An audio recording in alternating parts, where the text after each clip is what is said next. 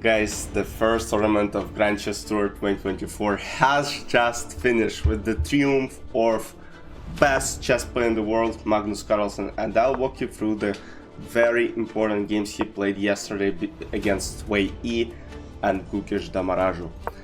Bishop g2, starting game, he plays ready opening, e5, d3. So at this point they were very close to each other, and if Magnus won this game, he would catch Wei Yi in the standings, because you know how the rapid format worked. You basically gain 2 points for win, and in Blitz is only 1 point for win.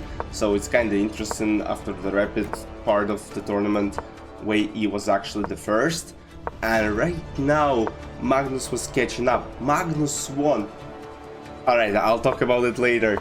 Bishop f3, a4, because guys, I mean, this guy is just on another level. Bishop f8, b4 takes, bishop c5, Wei Yi was just trying to go to the endgame, trying to trade pieces, knight c5, b4, you know, kind of trying to simplify the game more and more.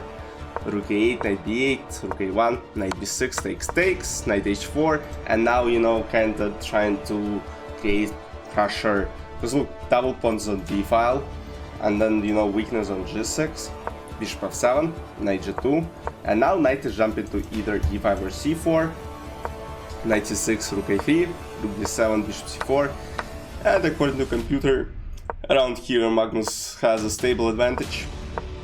He tries to trade the rooks, thinking that it will help him to create more pressure, king f1, and then king f2, f5, f3, h4, takes h4, and now rook is coming to h8 and trying to take pawns on h file.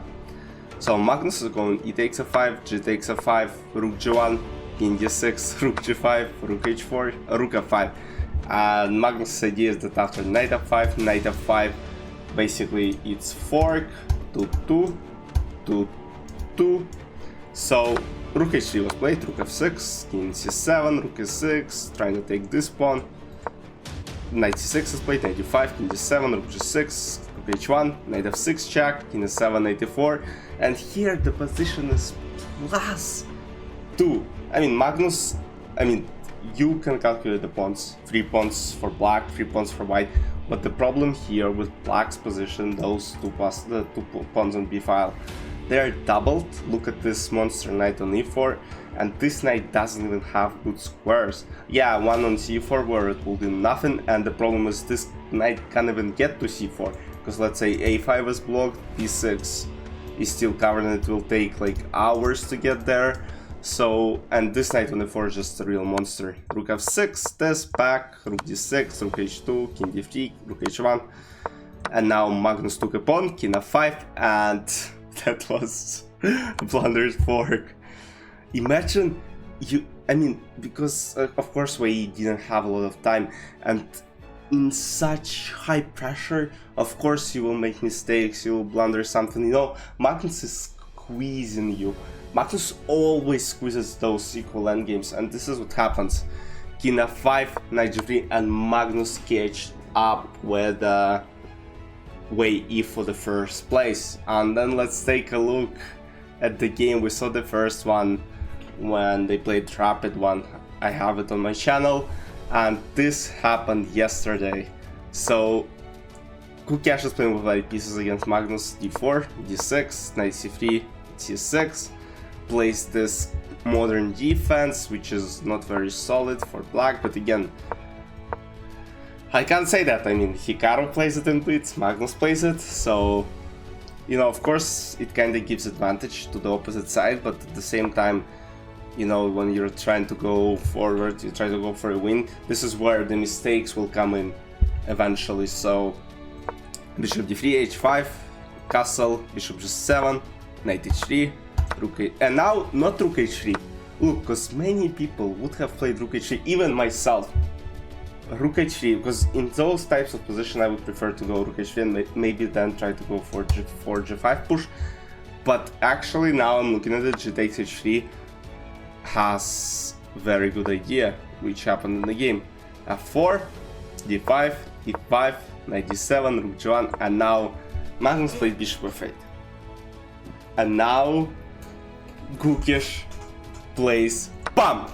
And the idea is that this rook cannot be taken, because basically bishop g6, king e7 and f5, and this bishop g5 threat is so powerful that Polak can just resign, of course. So what Magnus played was to play knight c4. He wanted to distract this bishop, and now Kukish makes a mistake. He plays queen g2, but instead there was bishop c4, and Gary Kasparov was on the live stream, and he was discussing that bishop c4 just very simple. You're not risking anything, because let's say if b takes c4, you go back and you're up a pawn with no compensation, and if let's say takes the rook, you go bishop d3, you attack the pawn on g6, and again you have so much pressure that probably black will not be able to save the game. But Kukish decided to play queen g2. I'm not sure what his idea. He maybe, I'm looking at it, he probably tried to go for something like rook e6. I'm not sure though, like rook e6 and bishop g6, same ideas but in different variations. He plays knight e5. The idea of this move is to set up some, space for the king to run. So let's say if takes next move, king can run to d7, because knight on d7, king runs to d7, f5 and bishop g5 comes to the check, and there is no way to stop like right away.